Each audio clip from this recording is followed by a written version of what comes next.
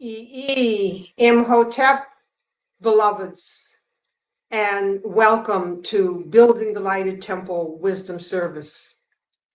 I am Dr. Nteri Nelson, a KeMetaphysician, a licensed clinician and educator, and co-founder of the Academy of Kemetic Education and Wellness.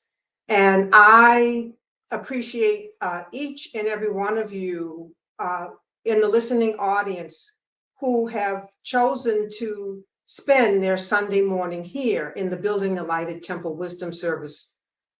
Each week from 11 to 12:15 in this wisdom service, during these troubled times, we come into these etherealized waters, this universalizing resonant field, this virtual space, this vibrational field, in which we may, together and as one, amplify our vibration and distribute the light. So welcome. Please do put your comments, thoughts in the chat. We want to be very interactive and to hear from each and every one of you. A bit later, we'll have a guest, Rosangela Natalano Woodworth, come forward and contribute to today's wisdom service. Today's wisdom service is entitled, Does Heru, Jesus, ... the Messu, the Evercoming One, hold our hand throughout the ages? And these are very key and timely discussions, beloveds, at this transitional period that we are in, this dimensional shift that we are in at this time. Does the Evercoming One hold our hand throughout the ages? And for many of you who are familiar with this image here, this is Heru, who was holding the hand of Ani. And we'll see as we go along what this symbolism means and what it meant to us in ancient Kemet and what it means to us now in this Piscean Age, where we are under a Christian dispensation and understanding. I want to start by just having us watch a little clip for this first 3 minutes and to just give some background on what we're going to be talking about today. And again, please do add your comments. We are trying some new platforms so that our audience may extend more widely and that we can get this important primal ancient African wisdom out. So here we go. I'm just going to put this here a moment and just have us listen together to get this background. Like as Heru, Shemsu, followers of Heru, the son S-O-N and daughter, like as Heru. We are striving to be like as the image and likeness of our Heavenly Father, the Creator. Heru is the Messu, the Karas, the eternal child in the age of Taurus, and later biblically appearing and biblically called Jesus the Christ in the age of Pisces. We must remember that the one in the same Heru Messu leads us throughout the ages eternally. However, beloveds, it is in this Piscean Christianized reappearance that, and the one named Jesus the Christ, that much confusion and trauma has been caused by the images depicted and the doctrine imposed. And as the documentary produced by Tariq Nasheed, The Religion of White Supremacy, details, and that I, along with Professor Small and others, were featured, that the Piscean Age, the age of the fishes, and even the age before, the age of Aries, the lamb, the ram, begin the ages that have precipitated a white supremacist, fragilist paradigm that has gripped our planet with traumatic impacts to the world's inhabitants. The Mesu Heru is the one and the same ever coming one in each age, imbued with the energy of that age.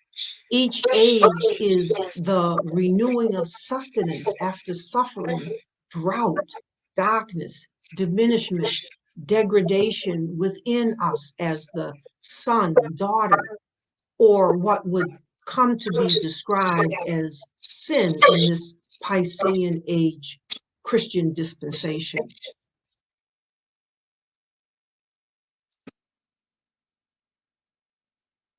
So yes, beloveds, let us together in as one begin to look at what our experience, our relationship has been. Does Heru, or is it Jesus, or is it the Messu, the ever-coming one, hold our hand throughout the ages? And we know that much has happened as we have made this shift from the age of Taurus. Now let me just pull up an image to show you, beloveds. Hotep, Diane, Hotep, Ua, Akata, Hotep, good to see you. Good to see you. Let's begin to look at some imaging. Now you can see here that we are in this dimensional shift from the Piscean to the Aquarius age. And I have prior videos up to show you that we're right at the tail end of this Piscean and moving into the Aquarian age, or the age of Aquarius Hapi. And so we're right in the mix of this, the mixing of these energies as this shift is completed. And we are, but as I said previously in that little video clip, we have moved, many of us have hearkened back to an earlier age, as you see here, the age of Taurus, to regain ourselves, to remember our greatness. And it is in this age of Taurus, the age of the bull, the Taurian age, that we remember. This is 4,400 BCE approximately, that we are remembering our greatness, our contributions. This age would have had the beginning of the first dynasty, King Namor, the founding of the Kemetic calendar, the building of the Great Pyramids, and so on. And so we have, many of us have gone back to regain the sustenance of this age. And it is in this age that we come into the fullness of remembering our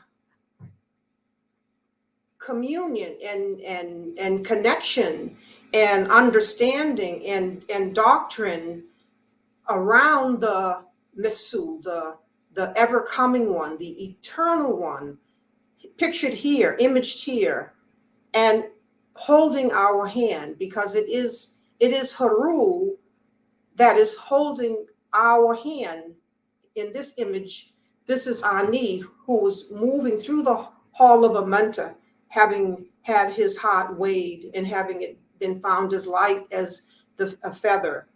It is the Heru within us that is guiding us throughout the ages, that we may align our personal will with divine will, that we may be in accord with the laws of Ma'at, and be able to come to stand in the presence of the Neb, Lord of the world, or Sur, the Neb Lord of the Word, which is symbolizing the Creator. How do we live a life, live lifetimes where our vibration is of the highest, that we may be able to be the Word as it went out in the beginning, the Word made truth. To be found Ma'akaru is to be found true of voice, having lived in accord with and in harmony with nature and the laws of my art,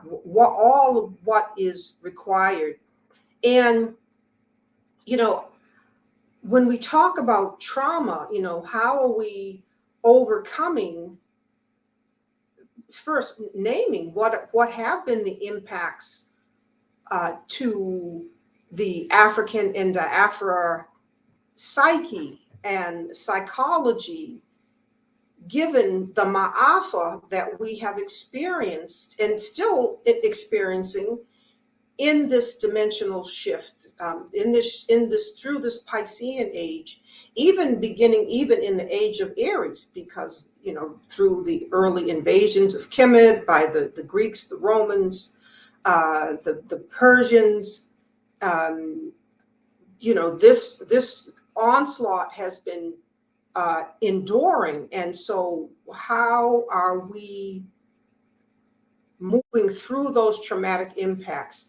And foremost, beloveds, how are we able to hold an awareness and step back enough to subtract out a white supremacist fragilist paradigm that has been intertwined throughout this age, in order to even appreciate what has happened in this age, which is a 2,160-year period.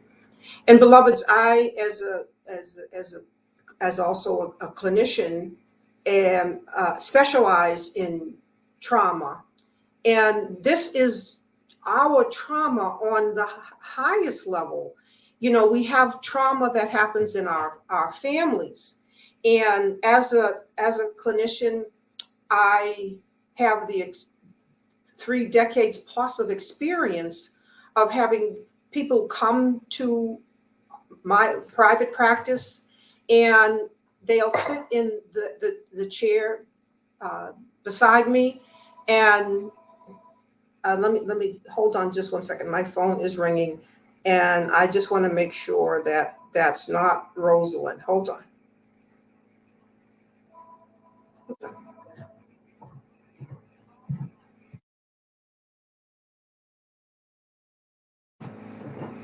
I'm sorry. We're still in the midst of working things out technically, so excuse my little exits if I just make sure everything is on track.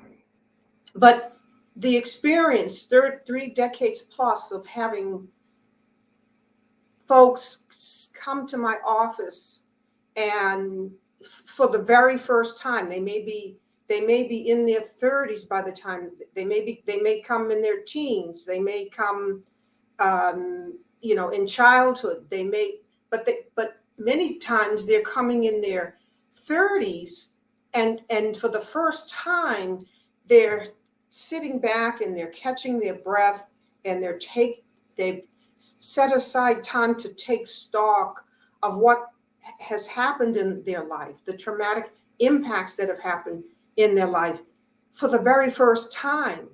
And they're able to say, they'll say, Dr. Nteri, I know I still have 10 fingers and 10 toes, but I want to know what that impact had on me. What has been that impact? They know they've been impacted, but they've had to put one foot in front of the other. You have 6-year-olds who are raped. And yet, what does a 6-year-old still have to do in surviving? They still have to learn how to tie their shoelaces. I remember, as a 6-year-old trying to learn how to tie my shoelaces. That felt like an extraordinarily hard task. They still have to learn how to do their addition, their subtraction. they still have to put one foot in front of the other. So by the time they're in their 30s and the energy drain of the stuckness of that trauma that they've been experiencing brings them into counseling because they want to extricate themselves, that soul retrieval out of that stuckness, out of that traumatic moment that was so injurious and wounding to them, so that they can move on and enjoy a better present and create a brighter future for themselves. It's really about the harnessing of their energy that finally brings them in, and the weightedness of that stuckness that is a drag on the life. Now, let's transfer that to this age of Pisces, where we have been in this Maafa, and it not something that even lasted 2 years or 20 years. I mean, this has been hundreds of years, and this has been a 2000 plus cycle. And so what is it that we are overcoming, and how are we being assisted? How have we been assisted even when we didn't feel assisted, even when our image, which we had to hearken back to reconnect with Heru, to connect with the Messu, to connect with the Messiah, to connect with the eternal one, the one who's co-eternal with and as the creator, and how to sort out all the confusion. And there's another video, beloveds, that you can see on YouTube where I make the keen metaphysical discernment between the sun, the S-U-N, and the sun, the S-O-N. We want to make that distinction because it is in Christianity that and the symbolism and the concretizing of in the story that contributes to the confusion. But let us be clear that there is the sun, and the Kemites pattern their lives over the sun, the S-U-N, in the sky. They pattern their lives in that cycle of ever coming, ever going, ever coming as eternal. They pattern their lives, and their philosophy evolved out of cosmos.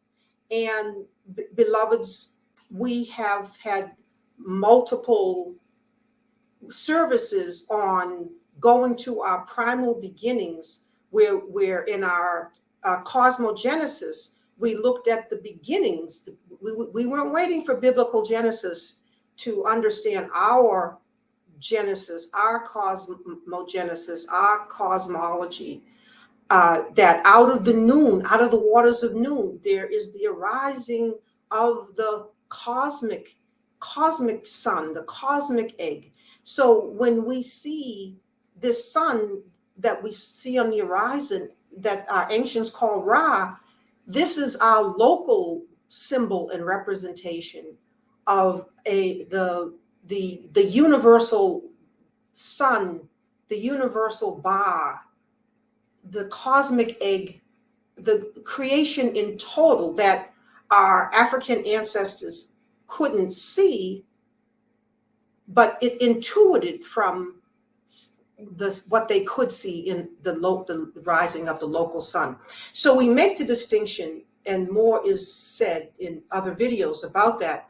But the sun, the S-O-N, this presence, is co-eternal from the beginning. There is a presence that is appearing and reappearing, imbuing us with new energies, all of the zodiacal energies. As we go through the constellations, there's this new energy. And it's in this period that we, during our enslavement, our Maafa, we come into this this image of a Jesus figure who some have been able to relate to, connect with unhesitantly. Others have totally rejected. And this wisdom service, as well as others, is to show that there is the one and the same, no matter how this version got told in this Christian era.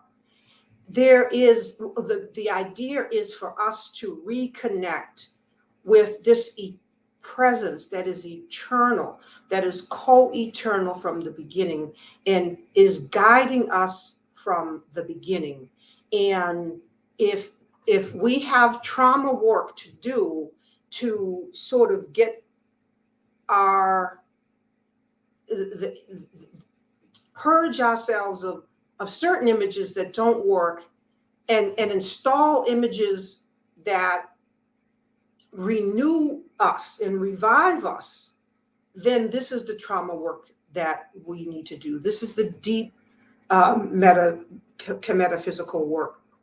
And beloveds, I see Nikki's arrived. Hotep, I want to say Hotep to Nikki. Good to see you. Welcome, everyone. Let me, let's see, go here a moment. Yes, so we are trying to reconcile Heru and Jesus as we make this shift. I know in my own growing up as a child, I remember my parents taking me to Sunday school at the Christian Science Church. And my grandmother had a very prominent role in the Christian Science Church. If those of you familiar, there is what's called the first reader and the second reader, where she'd be up at the front of the room and she would be first or second reader, a very prominent role in this church. And I just had such a love for going to Sunday school and the feeling that would imbue me when I would, but after a while, after time, by the time I, was in my teens and certainly having stopped going and then needing something different, more, having questions, needing to return to our primal wisdom sources and to get my bearing, as many are doing now and have done. And the greatest loss is to be in some kind of disconnection because of this white supremacist fragilist paradigm that has just fractured and our fuller awareness and awakening and remembering. And beloveds, because Christianity is all of the religions that would come, Christianity, Islam, Judaism, Buddhism, all of the religions that would come are derivative out of our primal African wisdom source. So then we have the confusion we feel when there's a part of us that's looking at things that are don't look like us, these white images. And but at the same time, because it's our stuff repackaged, we kind of we're like there's that part of us that's attracted to and salivating because and that causes tremendous confusion. And when folks don't sort that out, they can just step away from their own spiritual mooring and anchoring. And so this is the work here in this wider scale of healing and subtracting the trauma out. And like in any family, back to the example I was giving about counseling, in any family where there's impacts that have happened, maybe there's been abuse, maybe there's been alcoholism or physical abuse or sexual abuse or neglect or whatever has happened, let's say in our personal lives, in our families, when we do counseling and do the work, we're able to see, garner the lesson learned, heal, and move on. And the same is required on this wider scale now. We must do this work to fully enter into this Aquarian age. And let's and so what happens, we've seen the change in these images over time in this world period. Images that we could relate more to, images that we couldn't relate to, and how did this come to be? And one of the things here to notice, beloveds, is if there is doing this work and then there is skipping this work, meaning some have just embraced this cognitive dissonance in a way that has been self-negating. It has been the love for the other and the absence of love for the self, even self-hatred. They have just been in this adoration, this adoring the other in its representation, and to the point where they have just been in denial that they needed to even do this work, that they maybe had some anger or some upsetness about how the very same people that look like them in skin color were being treated because there was just this love for the other. And this needs to be addressed. Then there are those, and I would say, like those included here, who've gone back to the primal wisdom in order to get that sustenance and now see the stream, the presence of the one and the same ever-coming one. Subtract out the falsity and the distortion, and just be with the one who was holding our hand. That is a true embrace, the eternal one who was holding our hand in every age, because this is our aid. This is our connection with Holy Spirit. It is the Heru within us, that in our heart, that is where we are developing conscience and consciousness. And we are, that Holy Spirit teaches us right in our ear, right within us, that presence, that Heru, that Messu within us, who is guiding us to make the good and perfect choice moment to moment to moment. That when we listen, we're able to make that good and perfect choice moment to moment to moment, so that we are of the vibration that can bear up in the presence of the Neb Lord of the world. And Diane says, oh, hi, Jordan. Let me just say hi to some folks. Yes, Raquette, how's everyone? Oh, greetings from Brazil. Oh, okay, wonderful. Got Brazil. And Nikki, great to see you, Nikki. And Jordan, okay. Hi, Nettie. It's Jordan. Great. And Shadow Band, greetings. And Diane, it says, Duau, Dr. Nteri, excellent metaphors detached from our moorings. Yes, beloveds. All right. So many things have happened to us in this disconnection with that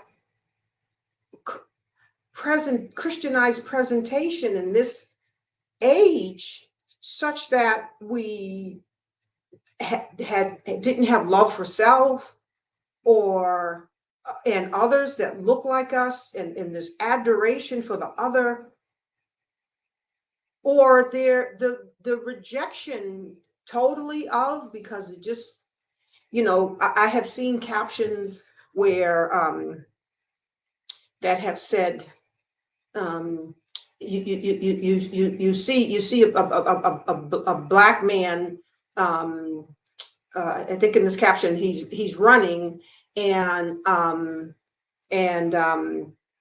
he's perspiring, and there's there's a white mob, and then there's someone holds up a picture of Jesus with the cross, the crown, and then he says, that's the guy who's chasing you. In other words, the dissonance, the mental confusion is staggering, and we must heal from this mental confusion. It's what has caused folks to want to bleach their skin, to not want to talk to their neighbor, to not want to shop black, to not want to go to live in certain neighborhoods, to reject blackness, to reject and to not even learn about, see, once we learn our history and we learn that African people are the mothers and fathers of civilization and have contributed to every human endeavor in every department: agriculture, astronomy, astrology, science, mathematics, then we can't deny our contribution to this world, period, even if this world wants to deny it. So on that note, beloveds, I want to take a little pause, and I want to bring in our guest, Rosangela Natalino, and have her first tell us about herself. I'll just say this, Rosangela is an amazing initiate who has studied in the Academy of Kemetic Education and Wellness, and has gone on to found her own center in Brazil. Let's hear from Rosangela, because I invited her for many reasons, multiple reasons, but from her to speak from that perspective of Brazil, with that large African diaspora population that she's working with there. Here we have Rosangela joining us. All right, let me, I'm gonna, let's see. Let me make sure I get this right. Let's see, gotta do it this way. Here we go. Oh, all righty. Oh, good to see you. Good to see you, beloved. Wow, that is now watching here. I am Yeah. and honored to be here. Yeah, so why don't you at first tell folks how you got involved with the Academy, and then what you've gone on to do, and then how this topic today just speaks so much to the challenges in Brazil and the population there. Yes. I am Rosangela Natalino in Brazil. I am more known as Multi-Rosa Natalino. And the Academy was the first space over 13 years ago where I first heard about the ancient Africa, Kemet.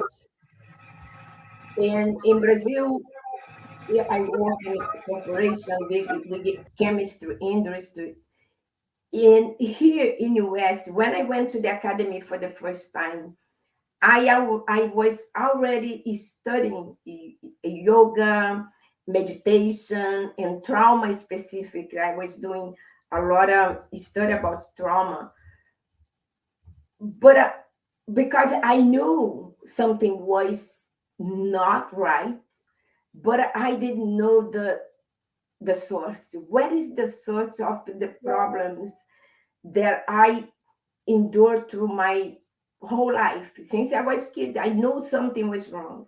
I was raised in a Catholic family too, and the story that Dr. Nteri was telling about her childhood is the story of most of us, and it was mine too. Going to a church and see everything around me and I was unable to put myself in that place. Why I am not represented there? What is wrong with me and with my people? That was my question when I was very, very young. And the confusion, and when we talk about trauma, and we know trauma over and over and over the time, it make changes in our physiology, changes in our brain. And when we don't know what the problem is, and we think the problem is with us, we will perpetuate this trauma. We cannot be free of it. So I went to the academy, and I didn't know if I was able to share my screen. So I put some pictures of my graduation at the academy, and was the opening of one entire universe for me. And my inside question was why I didn't know this before. How much positive impact in my life was going to be if I learned this when I was 5 years old, 2 years old, 10 years old, 15 years old. And that is when I decided I needed to bring this to Brazil, to my community in Brazil, to my people in Brazil. And that's when Casa de Maat, Casa with K-A-S-A, was born. The desire of bring the wisdom on, and that should be the desire of each of us who learn about this. And so I am a holistic therapist. I work. Casa de Maat is these days more virtual, but eventually we'll have like a specific space in Rio de Janeiro. But now I do retreats in different parts of Brazil. I just got back from Brazil. I was in Brazil in May and did a wonderful work with people in São Paulo, in Rio de Janeiro. And no matter where I go in Brazil, no matter what's the group of people, Black woman, Black men, we have a saying in Brazil is that is, when I become Black.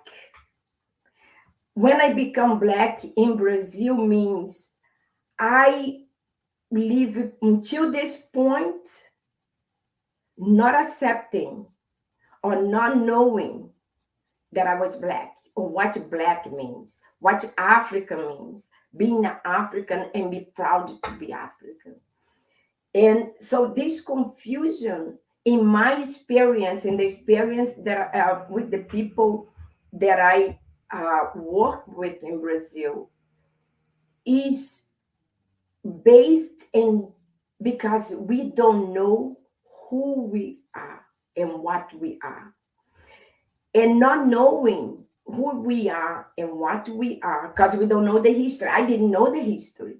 In Brazil, I learned the history of Maafa, the 400 years that we are colonized, specifically in Brazil, by Portuguese. And that's the story they is still until today teaching in schools. They are not talking about chemists in the schools in Brazil. So the only solution that I found is how I gonna create myself a platform that teach young adults and elders who we are and what we are. And that's what the mission of Casa de Maat is, bring it one platform of Casa de Maat specific for Black people. So how we going to create practices? Because it's not just, oh, now I know, and what I'm going to do, which I know now. We need to create our own practices based in our wisdom. Our ancestors allowed us to have all this information, and we are interrupted to get this information. So in Brazil, we have the largest population of Black people, African descendant people, but we don't have one hospital specific for African people. We don't have one major school or university based in African wisdom, African history, African culture. And every place, especially in universities, I was in one university in São Paulo. I gave a workshop there, and it's like a small group of Black people fighting and fighting to get a little space to talk about the truth. And God forbid if the people on the top hear about what we're talking about and decide that they don't want us to talk there anymore. And then we have to find another space and another space. And so if we don't remember who we are and what we are, the only way is to accept the definition that is presented to us. And that is where the religion comes in place, comes in hand. I was listening to on the radio another day in one state here in the United States about the prison system, the wonderful things they are doing in the prisons in the South, like a classes, like a university. They're inside the prison system. And the first thought that comes to my mind is very soon, because we know the majority of people that go to prison, right? We know that. Very soon, our people gonna be wanting to go to prison and get educated, be educated there because they cannot access outside the prison. So the system,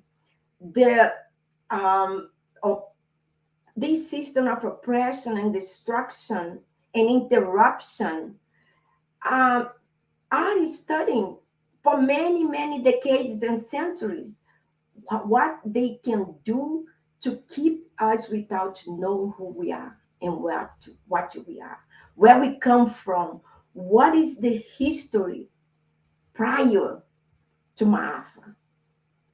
And that was my liberation. My liberation was to know who I am and my history and the greatness of my history, and never think again, what is wrong with me? What is wrong with my people? But when we have a group of young kids, like 5 years old, 6 years old, going to the school and don't know who they are, what their history is, and they're gonna listen on in school a bunch of lies about our history, that is where the trauma, the anxiety, the depression kicks on. Like it's the moment where the kid, I talk about my experience, like, oh, now I have to, I am listening this, how about these people, that's white people from Europe, they did this, they did that. What my people did, they didn't do anything. They were just enslaved. And this is the perpetuation. In Brazil, our community are suffering from the silence of don't know who they are and not be able to accept who they are. And we see all over the world, even on a continent of Africa, one of the things that in Brazil is very dramatic, especially for Brazilian women, is the hair. How I can look in the mirror and accept my hair the way my hair is, and don't have it to switch and try to pretend that I am seeing. I need to be another person to be accepted, because the system have their notes in how to work, to be successful, to be presented as a successful woman, as a successful man. You have to do this, you have to look like this, you have to accomplish this, you have to accomplish that. When the young people learn that they cannot accomplish, how the problems start to come out, one after another.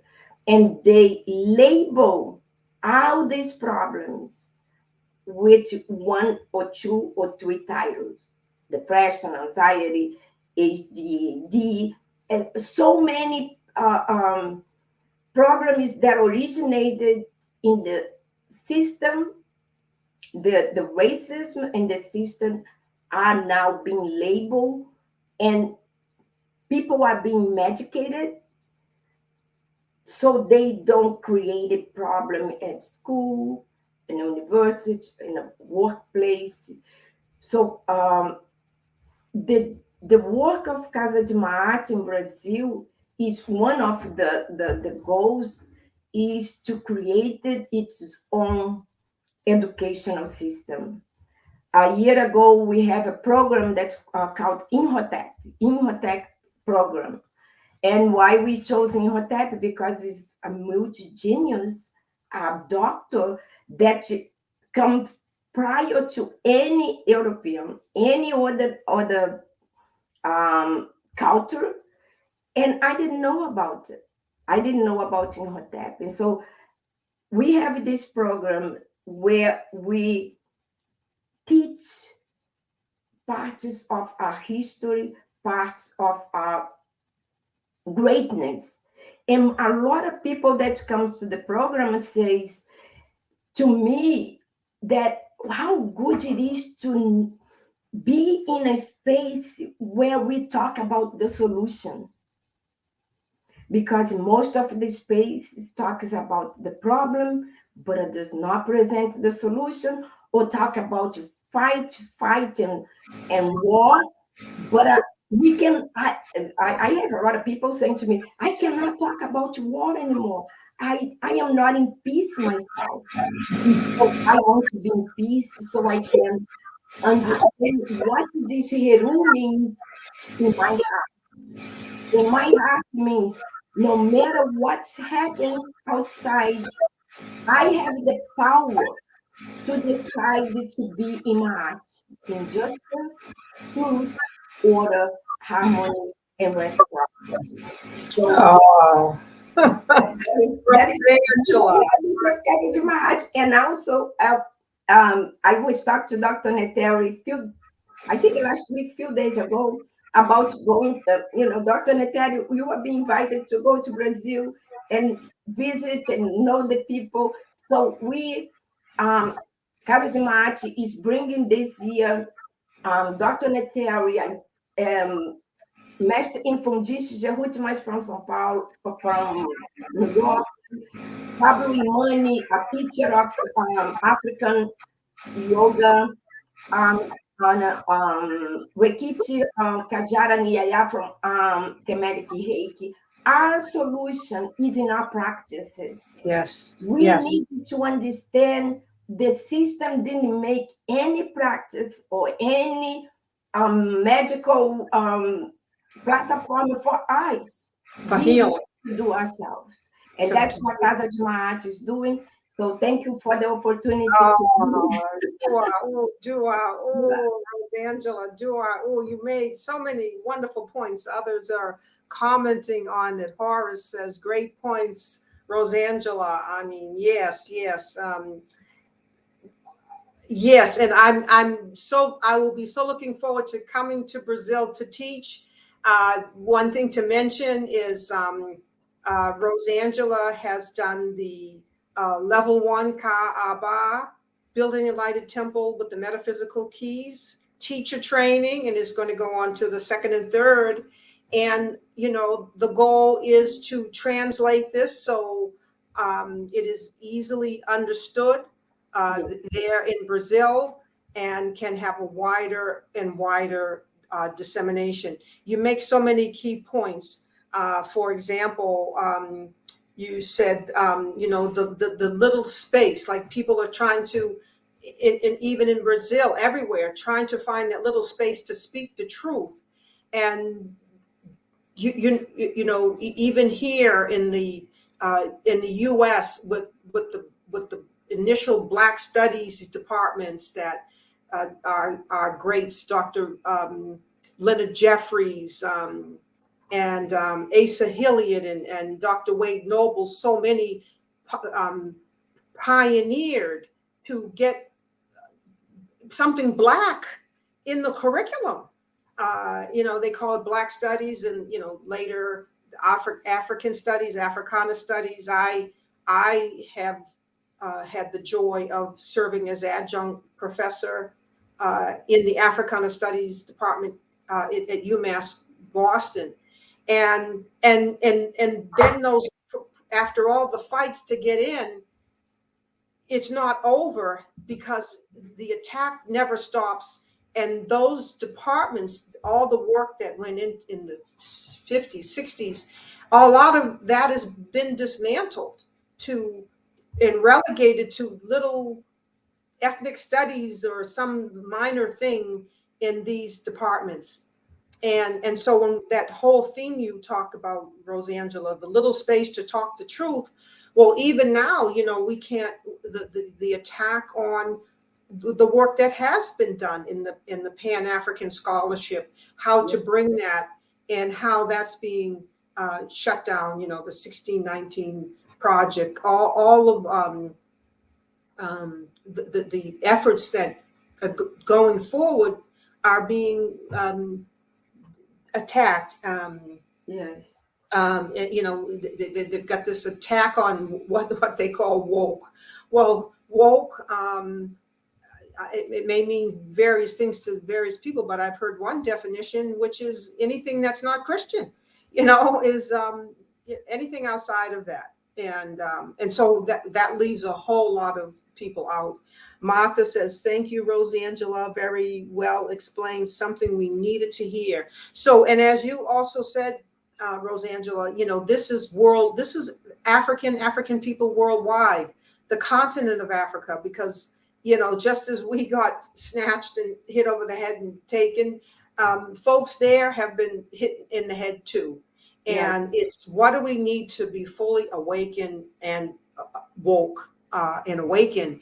And, you talk about this, this constant oppression and how we can't show up and be our authentic self, not even in our physiognomy, in our physiology, our hair, our skin color. We just, we've been under that attack of just not fitting in.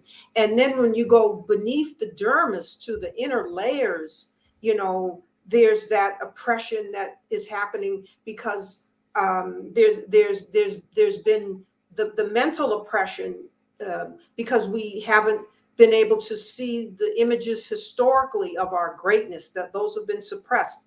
So in the mind sees all this whiteness, these inventions, but like you said, well, what did we do? Are we to sit in the classroom as children and feel like we've made no contribution? These things contribute to depression, anxiety, ADT. You don't want to, you're all over because you can't sit and focus on that. So there's what's happening in the mind, the historical oppression, because of being cut off from our history.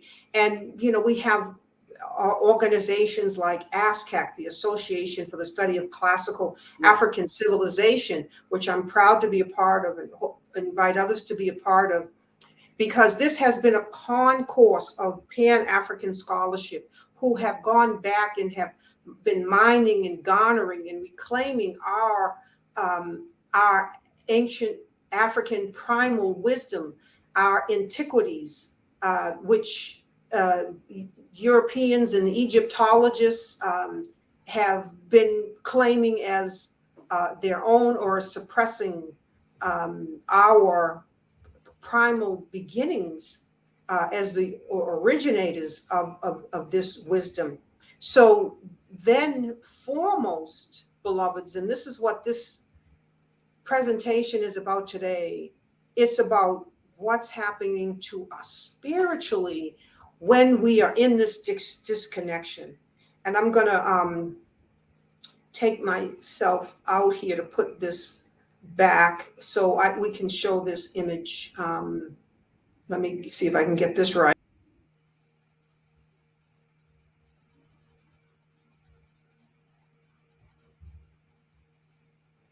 I think I have to take you out a moment, Rosangela, to show this image, unless I get savvy and see how to do it better. But this image here, I'll bring you back in a minute. Oh, there you, hey. we're learning. We must learn this, and this is part of, it is part two also of moving into this Aquarius Hapi, this technical, this innovative, and again, like as a KeMetaphysician, understanding energy in any age, astrologically coming in, that energy can be used at its energy is energy. It can be used at a higher turn of the spiral in terms of its optimal and divine, godly expression, or it can be spiraled down to a lower vibration and used in course in terms of its coarse, base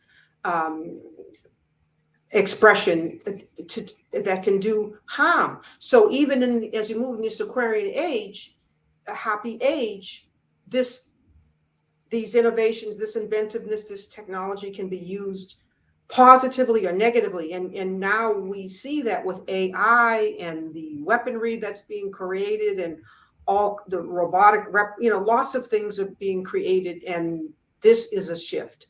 But foremost, beloveds, today is about coming back here spiritually and knowing that Heru, and we'll continue in these wisdom services to look at our relationship.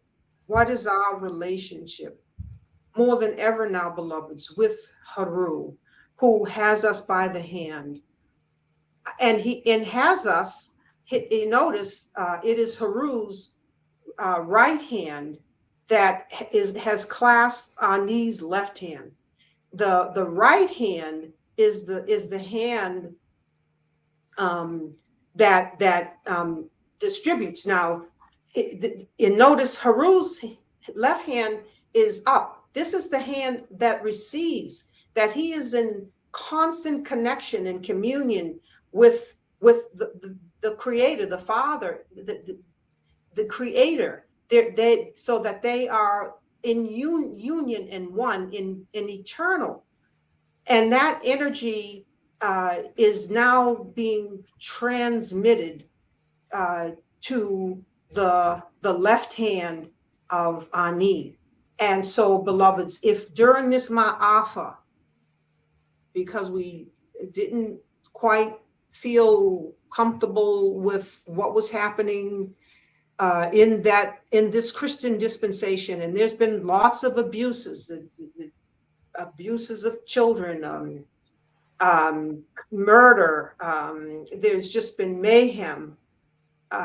If we've had a hard time connecting, let's be about our reconnection with that one and the same ever-coming energy in every age that is our sustenance and is our renewal. And let's do the work to subtract out any distortion or images that obstruct or make us feel cut off. The same way you're feeling cut off with wearing your hair a certain way. You won't be able to get in if you won't be able to fit.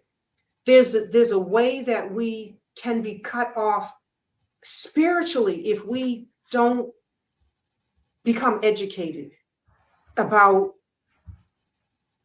what this sun, this S-U-N and this S-O-N is. That we are working to be as the sun, this S-O-N and daughter. We are working as the sun daughter to be as like Heru, in the image and likeness of our Heavenly Father, the Creator. And there is no disconnection from that.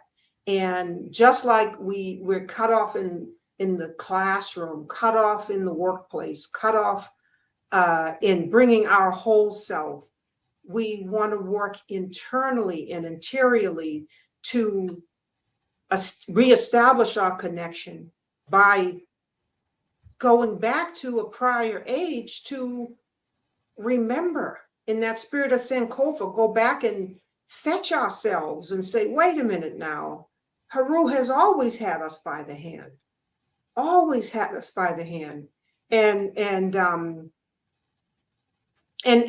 will have us by the hand always. And Rosalind says over here, she says, I'm just now able to participate in the chat and missed all of what Rosangela said, but I'm glad I finally got there. Okay, Rosa, I'm glad you finally figured out how to get here. And what I want to do in the little bit of time we're starting to have left is, because what we want to do is we want to be with our primal text, the Pertim Rule. Let me grab that.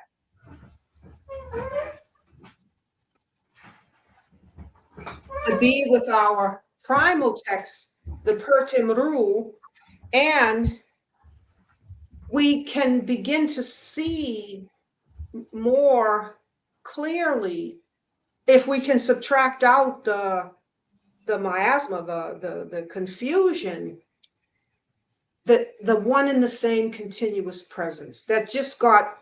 Let me just play this piece here so we can see this before I go to the next. Let me just see if I can. Many African diaspora have reached back to the age of Taurus to locate themselves, recollect, remember their greatness in prior ages. This has been an important regathering of sustenance. What is at work is the work at hand in order for us to move forward in this Wahemi Messu, the African Renaissance. That work is to continue to heal from Maafa and subtract out the traumatic impact of a white supremacist fragilist paradigm that has manifested in this age in order that we may gather the sustenance of the Piscean Age and take stock of and garner the strengths, the treasures that we have gained in this prior age. Foremost of these strengths is vision, faith, Imani, in service to our Creator, remaining a loving people through loveless conditions, remaining true to the laws of Ma'at, and like the eloquent peasant farmer, remaining in measure nature, good speech, and activism, proclaiming the right of justice, truth, harmony, balance, order, reciprocity, righteousness for the inhabitants of earth. What is the work at hand in order for us to move forward in this Wahemi Messu, the African Renaissance, in the dawning age of Hapi, Aquarius? Let us be expectant and open to receive the renewing sustenance and energy of the sun, the S-U-N, and the sun, the S-O-N, the Messu, the Evercoming ONE, Heru, as co-eternal with as the sun, the age of Aquarius Hapi, in innovative, universalizing energies that will shatter the white supremacist, fragilist paradigms, old form institutions, and teachings, and spiritually wash away the muck and the mire and bring the human family closer in a unitive consciousness that will work together to cart away the rubble of the old form while building anew in accord with Ma'at, Medu Nefer, throughout the ages eternally.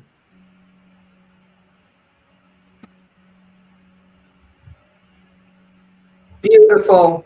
And Raquette says, ancestral practices guide us once again along the thread.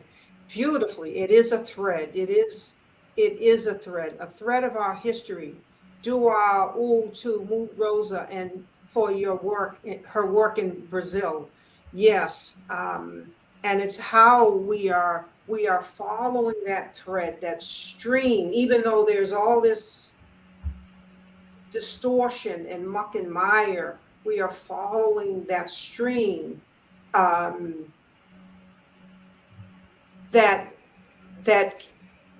it keeps us in the presence, keeps us Holy Spirit connected, keeps us in the highest vibration, keeps us in the image and likeness of our eternal Father. And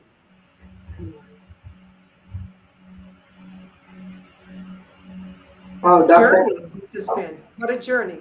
Go ahead, Rosangela. I think you froze a little bit. And just to saying about practices, one of the things that I use the Kaaba in practices of meditation and movement, because the Pauta has all the equipment that we need in our, in our time in this planet.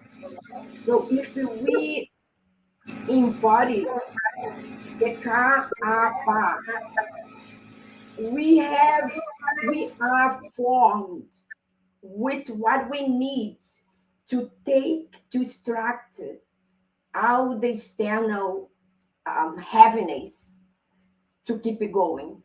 So we are supported in being learning through the academies and other institutions how to bring the practices to our people is the key. So we can teach how to auto-regulate it when we see on the TV images that's going to take us from alignment. And so Kaaba is the key to open that door and getting into Heru and the wisdom that we need to do. This transition from a complete crisis to Aquarius. And if we are not equipped, like we need to be ready. Like this morning, I was inside the car when I saw, I was going to Boston. Dr. Nteri called me, let me call back. And I talked to Dr. Nteri and she said, oh, you have the presentation this morning. I said, oh, I guess I have to come out the car and be ready. We needed to be ready so we don't have to get ready when the time comes. So that's what Kaaba means. Yes, yes, yes. And I'll just hold up the book for now. We'll show images next time. But this is Kaaba, Building the Lighted Temple with the Metaphysical Keys to the Tree of Life. This is the primary text that people study. Rosangela has hers. And we are going to be, we have, the website is in the chat. You can look how to go online and learn about upcoming classes. And so and foremost, beloveds, we are learning the tree of life in Kaaba, Building the Lighted Temple. And in the book Merkaba, the Kemetic technology for remaking ourselves as beings of light, we are learning how to move from the linear tree of life to the linear thinking to the Merkaba, the spherical tree of life, and spherical thinking, because that's when we're able to move fully in the first eye and see and know spherically. And this is the work and the development that needs to take place within. It's in our equipment. Our African ancestors have given us that template, that cosmogram, that tree of life, that we may understand our equipment, which is both human and divine, and do the work to be of the highest vibration, that we may honor our ancestors and make this world sacred space. So on that note, beloveds, we're just at that place. If there's anyone who wants to say something else in the chat, please do so. We will be here again next week, and we look forward to seeing each and every one of you. Tell others, invite others to this, I have to say, place that we may come in the midst of troubled times to amplify our vibration and distribute the light. So look forward to seeing each and every one of you next week. And Rosangela, I'm looking forward to coming and teaching in Brazil in November. And you're doing an amazing work. You are just such we're so proud of you in the Academy, with your steadfastness, with your diligence, with your mastery, that you now have gone on to found your own center in that magnificent country, Brazil, and you're there to make a conscious difference and contribution for the continued rescue and resurrection of African diaspora people, which is to raise the whole world. When we raise, African, the whole world rises. And this has been the work of African in diaspora. We have been the stone upon which, as we have risen, the whole foundation has risen, because we have been foremost in our voice, eloquent voice, peasant or farmer, in speaking truth to right relationship with each other, with nature, and how everyone is deserving of righteousness, harmony, justice, truth, balance, reciprocity, compassion. And we have been foremost in our vocalization and fight and determination. As African people have risen, all have risen, and we embrace the work that has been accomplished. And Rosangela, why don't you have the final, we have 1 minute. Why don't you say the final word? I put my information on the chat. I think it's private, so I think you have to put it public. Oh, let me see. And I just want to thank you, everybody, to be here. Thank you, Dr. Nteri. All right, I'm gonna put it in the chat. Do you want it to be private or? No, you can put all it right, public. let me see if I can get back to the chat. Yes. Yeah, I don't know how where the chat went. But we can put it later on. Yeah, we can put it later. Okay. Yeah. So thank you, All right. And March, the resurrection of the African mind in Brazil. Hotep, Dr. Nteri. Hotep, peace and love. Dua. Uncle Jasanem. Uncle Jasanem. See everyone next time.